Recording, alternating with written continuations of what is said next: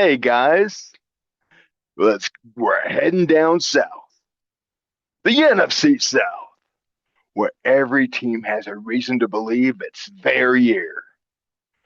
We've got the Tampa Bay Buccaneers trying to stay on top, the Atlanta Falcons looking to turn potential into wins, the Carolina Panthers trying to prove their rebuild is ready to take that next step, and our New Orleans Saints entering a new chapter and hoping they can shake things up.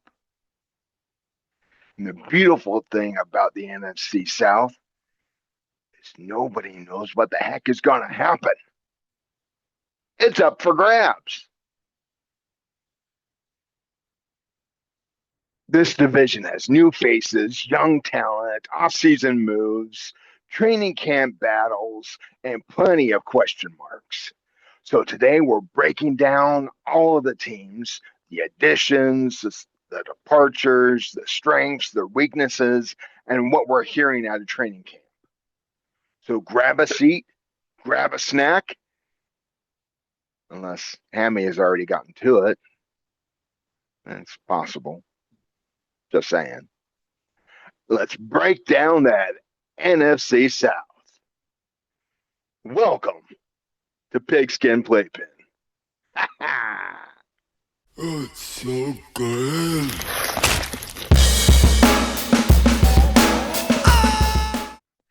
And let's head to New Orleans, where the Saints are trying to give Kellen Moore a roster that can take the next step. And New Orleans didn't actually go quiet either during the offseason. One of the biggest moves New Orleans made was signing Travis Etienne to a 4-year, $52 million deal. Etienne is coming off of 2025 season in Jacksonville, where he rushed for 1,107 yards and 7 touchdowns, while adding 36 catches for 292 yards and 6 receiving touchdowns. And really, if you think about it, it gives the Saints another weapon out of the backfield opposite Alvin Kamara. And it also keeps Kamara fresh. You put the load on HN and give you give about 10 or 15 plays to Alvin Kamara to do his thing. Because really, if you think about it, at this stage of Kamara's career, he can't take the workload. And guess what? That's okay. He has done enough throughout his career. Now it's time to take a little step back to have somebody else fill the load. The Saints also invested heavily up front by signing guard David Edwards to a 4-year contract with $45 million guaranteed. And that's a clear message from New Orleans. Protect the quarterback, improve the running game, and maybe stop making the Saints fans hold their breath every time the pocket collapses. They also brought in Noah Fant, a tight end, on a 2-year deal. Fant caught 34 passes for 388 yards and 3 touchdowns last season in Cincinnati. He gives New Orleans another athletic receiving option at tight end alongside rookie Oscar Delp. And at quarterback, the Saints signed Zach Wilson to a 1-year deal, adding another veteran option to the room behind Tyler Shook. Now, HN might be my favorite offensive weapon. He's proven he can run between the tackles, catch the ball, and create explosive plays. And putting HN and Kamara on the same offense gives defenses a lot to think about. 2 back formations, motions, empty backfield with the running backs both playing in the passing game. There's so many things the Saints could do with this type of combination in the backfield. It provides another layer for defensive coordinators to ensure that they actually take care of. Now, defensively, New Orleans brought back a familiar face. Linebacker Caden Ellis returns to the Saints after spending the past few seasons in Atlanta. He signed a 3-year, $33 million contract with $23 million guaranteed. And that's particularly important because of longtime Saint Demario Davis left for the New York Jets. You know, sometimes you think you can actually talk, but you can't. Now, let's face it, you can't replace Demario Davis. You can only replace the position. Replacing the leadership is an entirely separate subject and conversation. The Saints have retained defensive end John Ridgway III on a 2-year, $6.2 million deal to provide depth in the middle of that defensive line. Then, after the draft, New Orleans added more veteran defensive help. They signed edge rusher Anthony Jennings and cornerback Martin Emerson Jr., while also acquiring a former first-round edge rusher Tyree Wilson in the trade. Wilson gives the New Orleans another talented reclamation project on the edge. And if Kellen Moore's staff can finally unlock the former top 10 talent, it's a pretty interesting lottery ticket. Huh. And then came the draft. With the 8th overall pick, New Orleans selected Arizona State wide receiver Jordan Tyson. Tyson caught 61 passes for 711 yards and 8 touchdowns in 2025, and immediately gives this offense another young receiving weapon. The Saints followed this up by taking Georgia defensive tackle Christian Miller in round 2, and Georgia tight end Oscar Delp in round 3.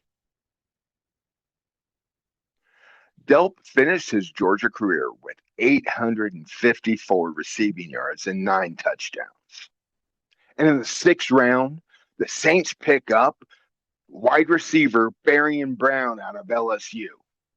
This former LSU receiver was originally touted as a return specialist, but he's been generating a lot of buzz in training camp as a legitimate offensive weapon. He has speed, he can separate, and he has every tool needed that you want in a receiver. Plus, he's hungry. Watch for him. Now, New Orleans also made sure that its established number 1 receiver wasn't going anywhere. Chris Olave agreed to a 4-year, $132 million extension with $90 million guaranteed. And he earned himself a pretty nice payday after putting some great numbers in 2025. Catching 100 balls, 1,136 receiving yards, and 9 touchdowns. Now, Olave and Tyson could become a really interesting combination for Tyler Shuck this year and in the future. And now we're going to talk a little bit more about training camp, because unfortunately, this is where things aren't as nearly as smooth as the Saints would want them to be. The biggest blow came on the offensive line. Dylan Radunz tore his ACL during practice and will miss the entire 2026 season. It's a bad blow for the Saints on a reserve depth. Radunz played 15 games last year, started 10 of them, and was valuable as he was versatile, playing both guard and tackle. And losing him is kind of a big blow to that offensive line depth. And rookie guard Jeremiah Wright has also dealt with a shoulder injury during camp, putting even more attention on the interior offensive line depth. And then there's Cam Jordan. Jordan suffered a hamstring injury during training camp, and Kellen Moore said the veteran defensive end would need further evaluation. As of August 10th, his exact return timetable remains unclear. And this is especially notable since Jordan came back for one final season. And even at this point in his career, the man can still get at the quarterbacks. Jordan recorded 10 and a half sacks in 2025, giving him his 7th career season with a double-digit sacks. Apparently, Father Time knocked on Cam Jordan's door and didn't answer. Cam sacked him.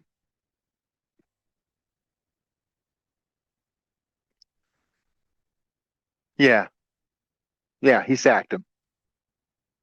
Now, for me, there are 3 major storylines occurring this offseason and moving forward. Number 1 is the offensive line. Signing David Edwards is a major win and investment for this offensive line. But it's the depth piece that I'm kind of worried about. With Radunz leaving, it provides a loss and a hole for that offensive line to try to rebuild. Number 2 would have to be the young receiving core. Chris Olave is the established star. You also brought in Jordan Tyson, who is a premium talent, and Barian Brown, who can make things a little interesting on any opposing defense. And then there's Tyler Shough. The Saints clearly believe in Shough. But is he going to regress this year? I hope not.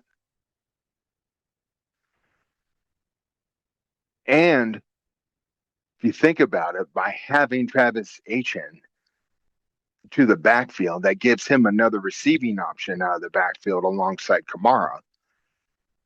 So it gives him more pieces around him that they can build towards the future. Noah Fant is another big play that can be waiting to happen, a red zone threat, if you will. If the Saints bring Shough to pieces, I think Shough can make this work. I'm hoping that he doesn't take a step back. There have been times where teams build around a certain player and the player just doesn't work.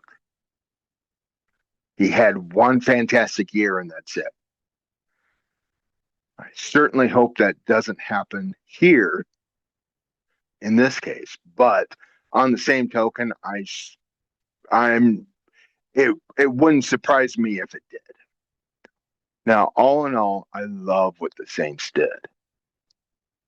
They added talented running back. They invested in their offensive line. They added multiple pass catchers. They brought Caden Ellis back home. They added young talent through the draft. They're doing everything that should be done. Now it's pulling everything together throughout training camp and throughout the first part of the season. I wouldn't be surprised if the Saints started slow, but ended real fast and started catching on real quick. If they can get that ball rolling, the Saints could be a force in the NFC South. I foresee them actually having a ceiling of about 10 wins. The floor would be about 6.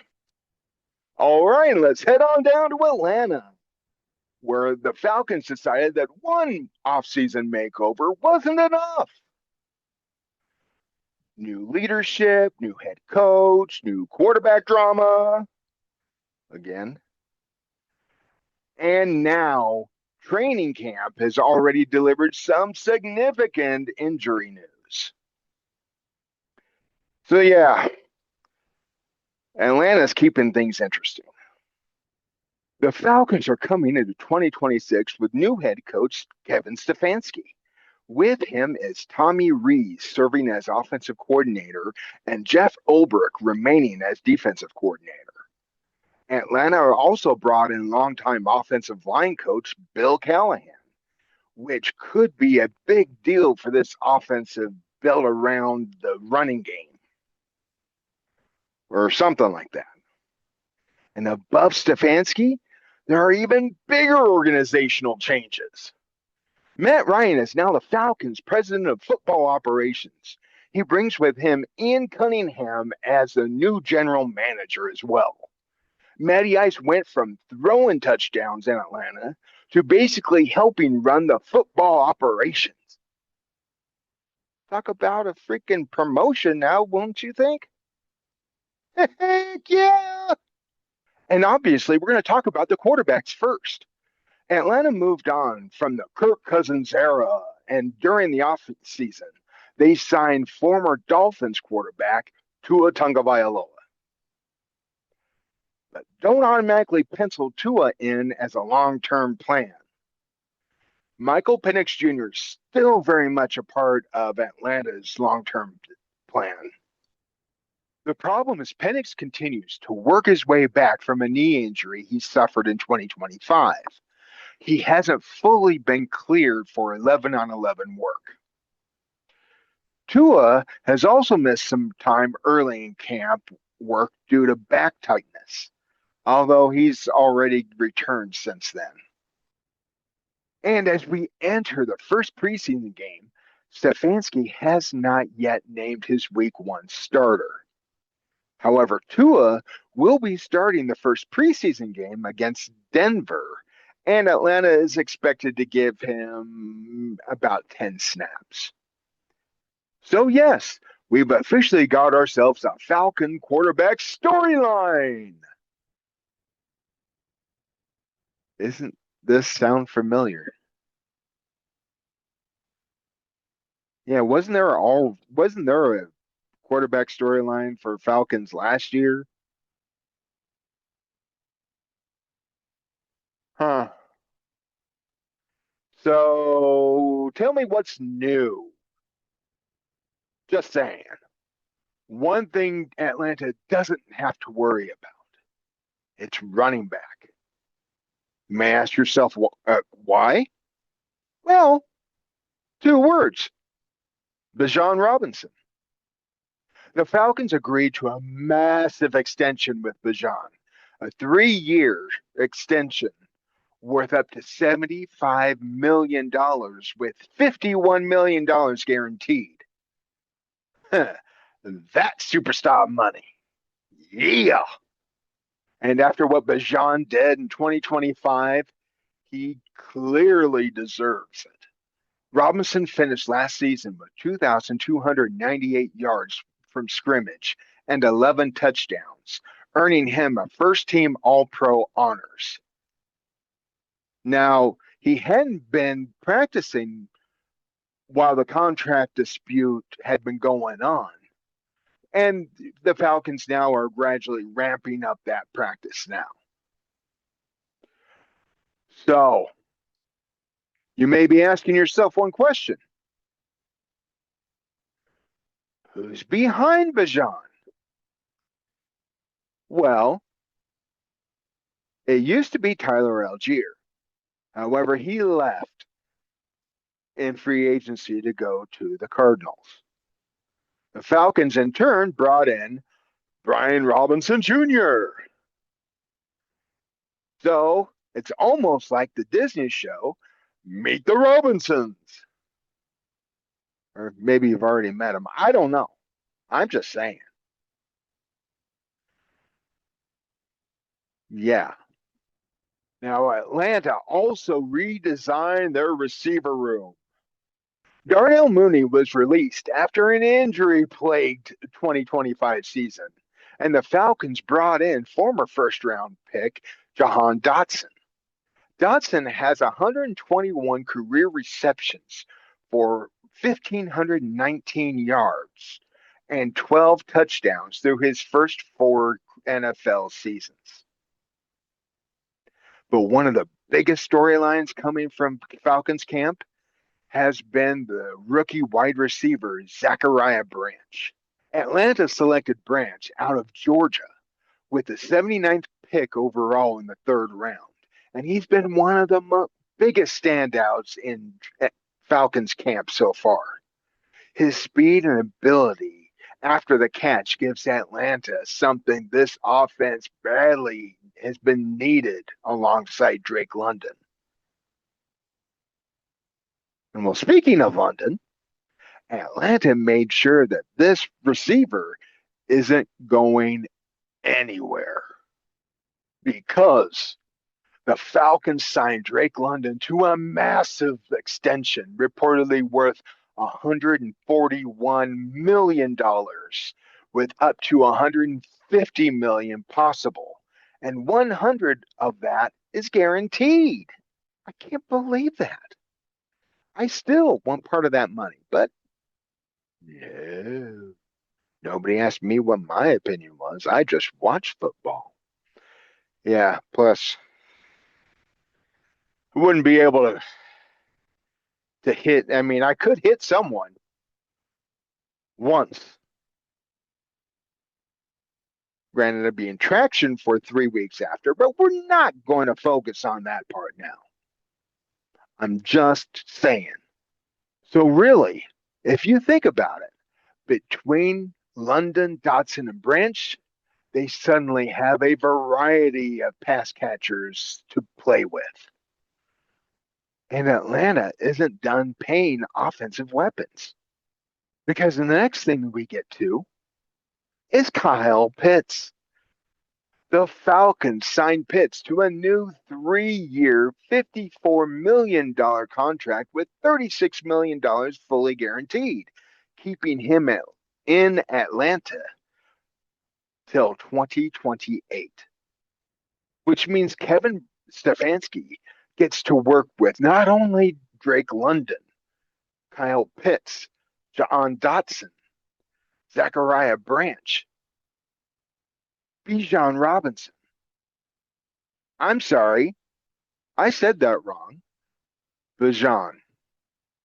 I apologize. There are so many weapons here. All Atlanta needs to do is figure out who's going to throw the ball to them. Is it going to be Tua Tagovailoa? Is it going to be Michael Penix Jr.? If Michael Penix can stay healthy, he's a better option. However, right now, both quarterbacks I don't feel comfortable with. The reason why I say that is because both are injury plagued. You have Tua Tagovailoa that will sneeze and get a concussion. You have Michael Penix Jr. can turn a wrong way and twist his ankle, break it, or who knows what. It's not a situation that you want to have at quarterback.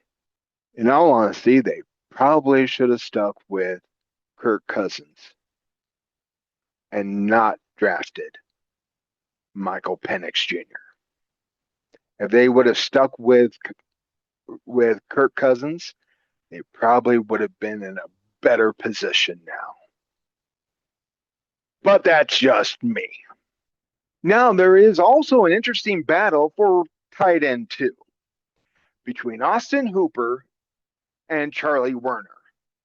Now, Hooper gives Atlanta more receiving versatility, while Werner is one of the stronger blocking tight ends. And considering Stefanski likes multiple tight end personnel, the battle could tell us quite a bit about how Atlanta plans to build this offense. Now, during the draft, Atlanta added some really intriguing young talent in this draft.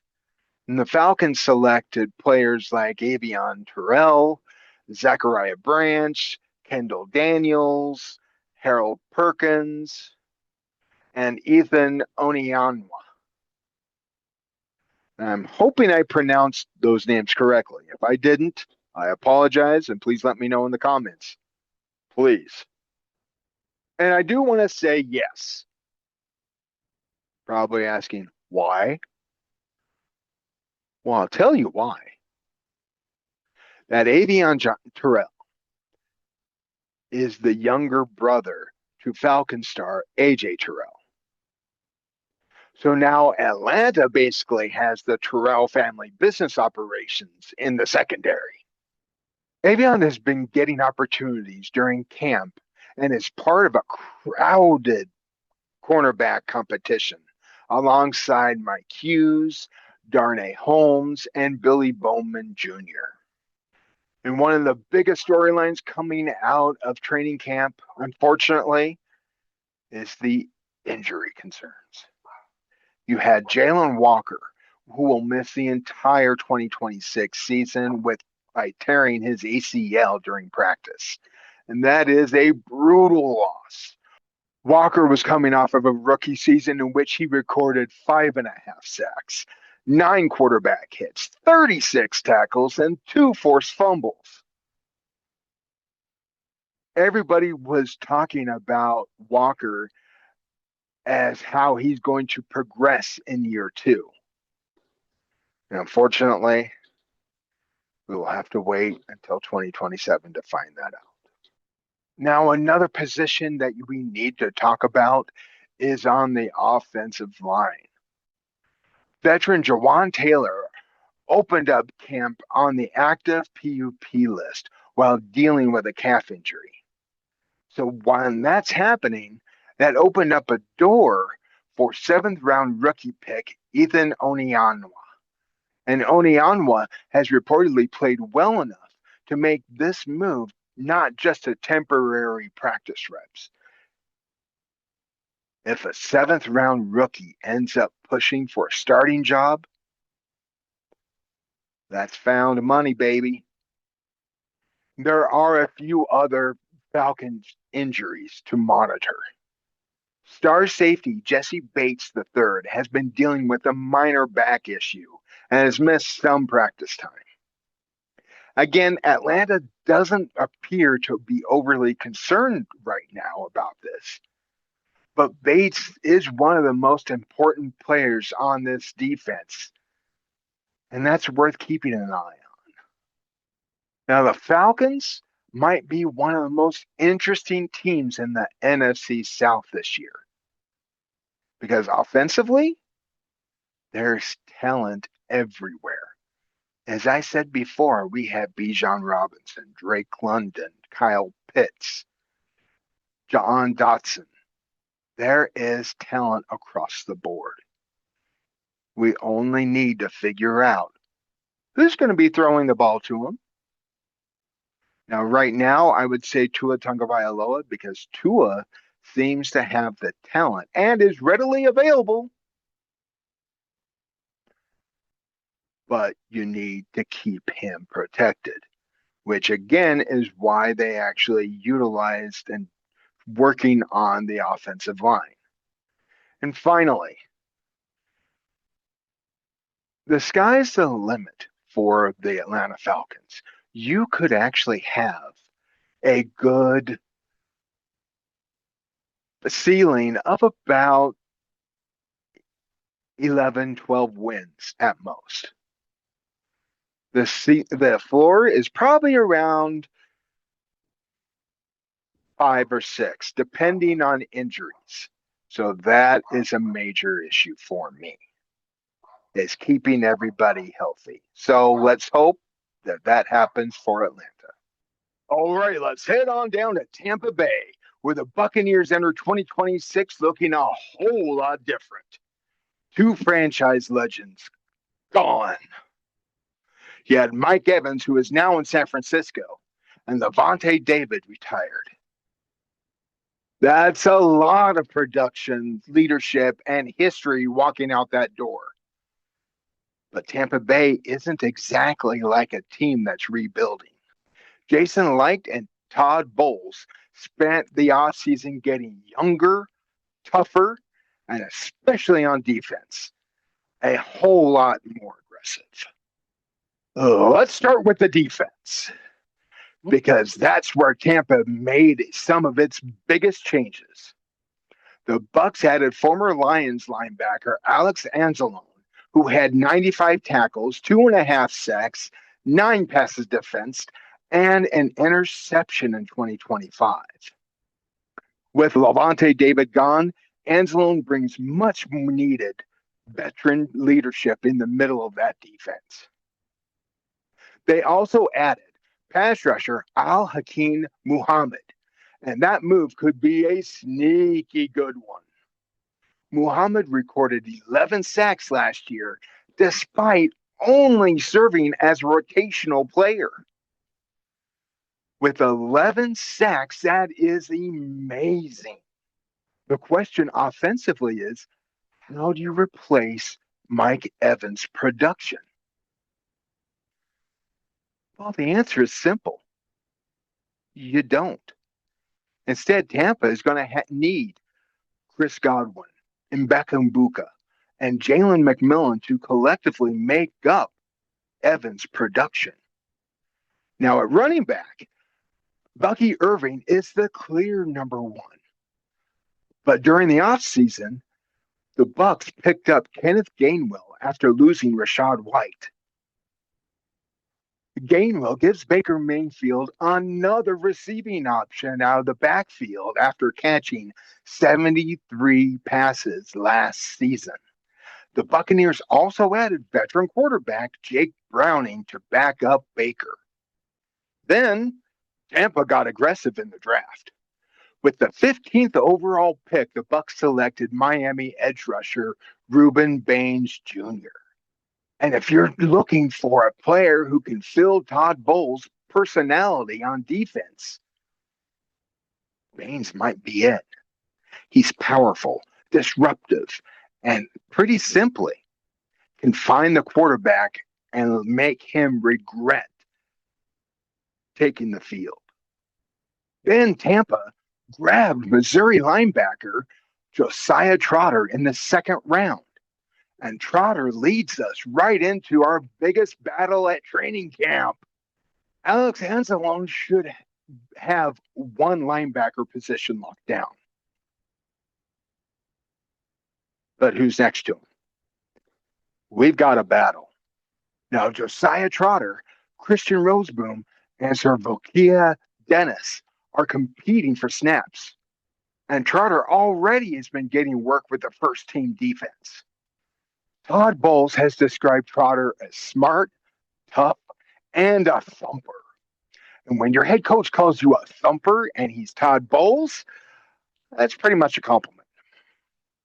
Well, let's face it, that is a compliment for a defensive player.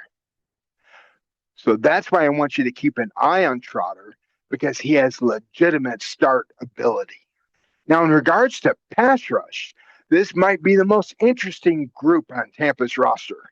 You've got Yaya Diaby, Reuben Baines Jr., Al-Qadim Muhammad, and then there's David Walker. Walker missed his rookie season with a torn ACL, but he's been one of the biggest surprise stories of camp and is consistently generating pressure. And Baines, he's been flashing as well. And remember, Tampa hasn't had an individual player hit double-digit sacks since 2021. So Todd Bowles' solution is apparent. And next are the wide receivers.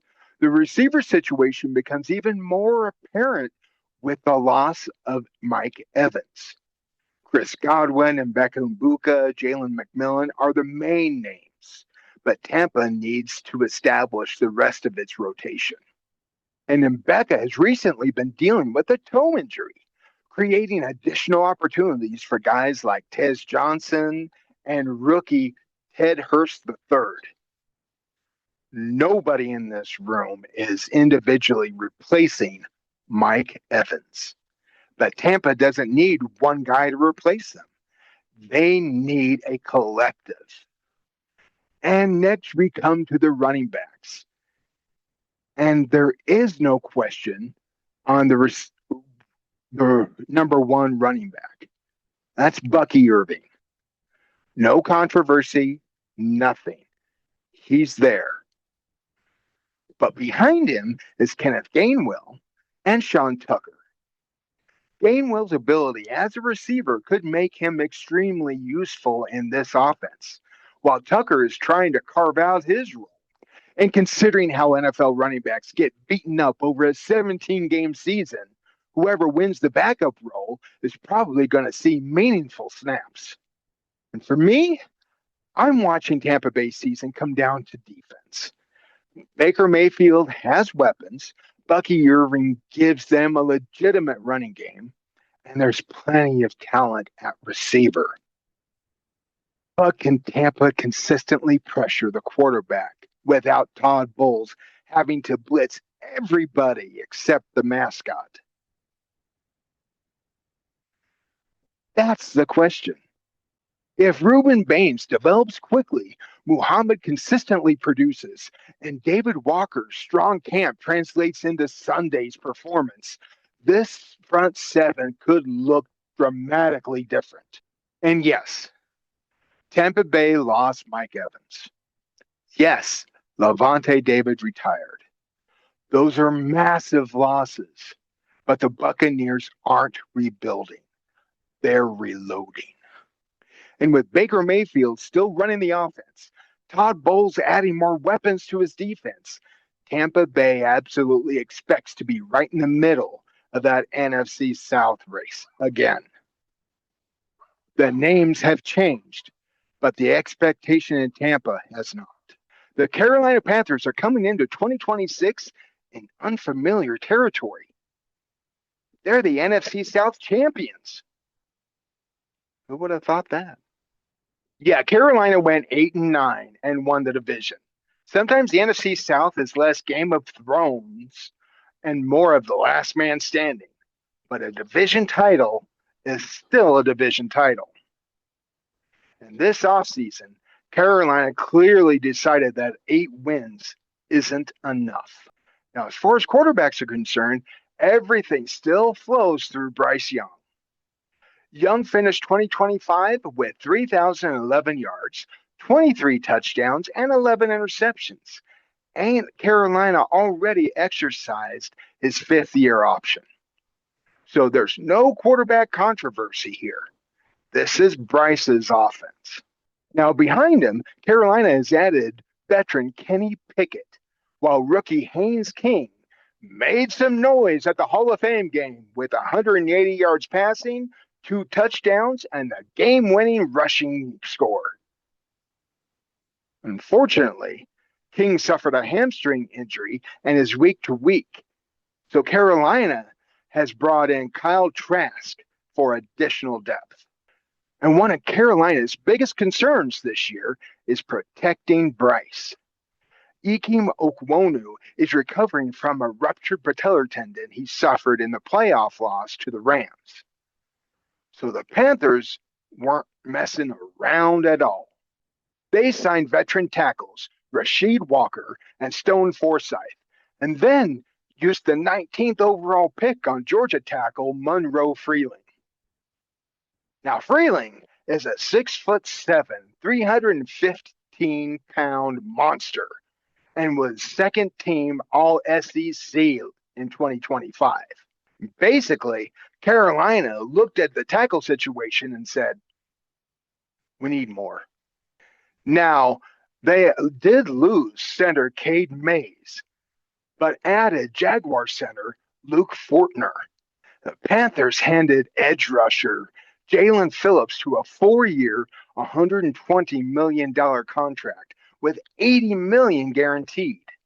Phillips produced 73 quarterback pressures in 2025, and Carolina desperately needed another difference maker coming off the edge.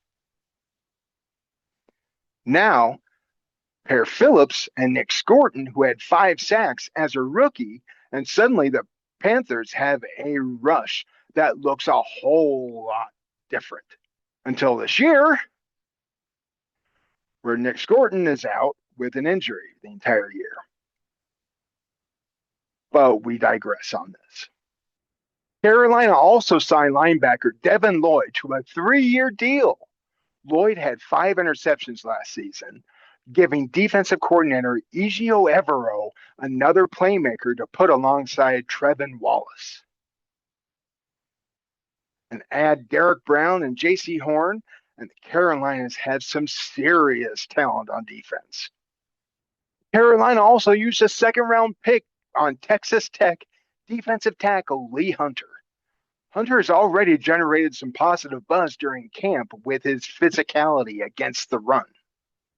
That's important because Tershawn Wharton had been working his way back from off-season neck injury, so Hunter could end up playing an important role much earlier than expected.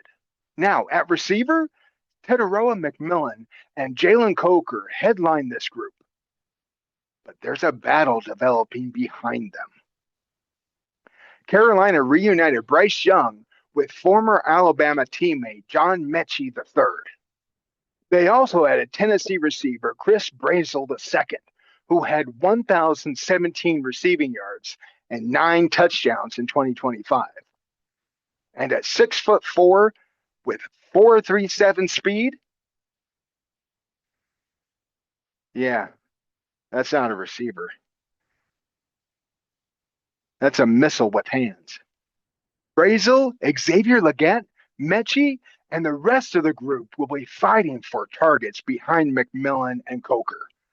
And Legette, in particular, enters an important prove-it year. So really, if he doesn't produce, he's out the door. Then Carolina made another interesting move by adding veteran tight end Darren Waller. Waller returned from retirement last season, and he caught 24 passes for 283 yards and 6 touchdowns in only 9 games. Now, Waller is 33. Durability can be a concern, so that is something you want to monitor. But if Waller can stay healthy, it gives Bryce Young a big red zone target alongside Tommy Tremble and Tratavian Sanders that could make this offense much more difficult to defend, especially in the red zone again. Now we get to training camp, where the biggest current offensive injury is with Chuba Hubbard. Now, Hubbard is a week-to-week with a hamstring injury, although Dave Canales had said he expects him ready for week 1. So that's something that needs to be monitored. Now, what that means is that you're going to get a good closer look at Jonathan Brooks returning from his second ACL injury. Carolina also added A.J. Dillon, so the running back room is worth watching throughout the rest of camp. And on defense, J.C. Horn has also been dealing with a toe injury, and he continues to recover. And obviously, Okawonu's recovery remains one of the biggest situations to monitor before week 1. And again, I will say this for a second time, and I probably won't say it again. I am sorry if I mispronounce somebody's name. Here's my final takeaway from this team. This doesn't look like a team that's satisfied with accidentally winning the NFC South. They spent big money on Jalen Phillips. They added Devin Lloyd. They invested in a first-round pick with Monroe Freeling. They are reloading and attacking this division. This is a team you have to watch out for. And there we have it, the NFC South. Now, this division has a bit of everything. New faces, camp battles, young players trying to take that next step, or to try to take their first step. Who knows? But this division can get interesting. Do not sleep on them. You have Carolina who could repeat. You have New Orleans, who is an up and coming riser. You have Tampa Bay, who's been solid. And as long as Atlanta can determine who their quarterback actually is, they can also be a threat to the NFC South. Now, that said, here's who I pick for the NFC South. I am picking the Saints. I could be crazy. Well, let's face it, yeah, I am, but we digress on that part. But it is very possible that the Saints can actually come and grab that division. Because really, if you think about it, it is wide open for everyone. Now, Hammy,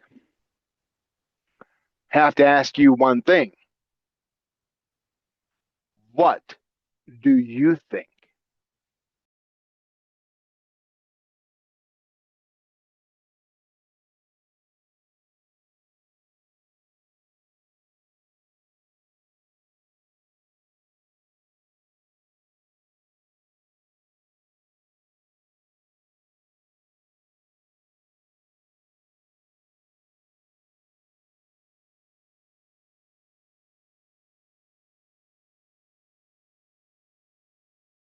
Well, thank you, Hammy. That's certainly an interesting take. I will qualify that as treat worthy. Uh, but I will have to ask you for no more barking. I'm just saying. I'm just saying.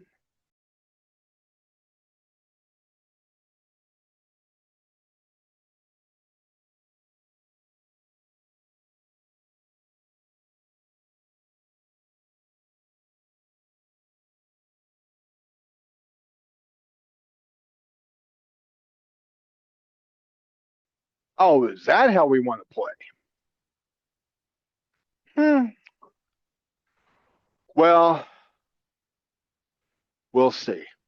Take it easy, guys. Hope you have a wonderful day.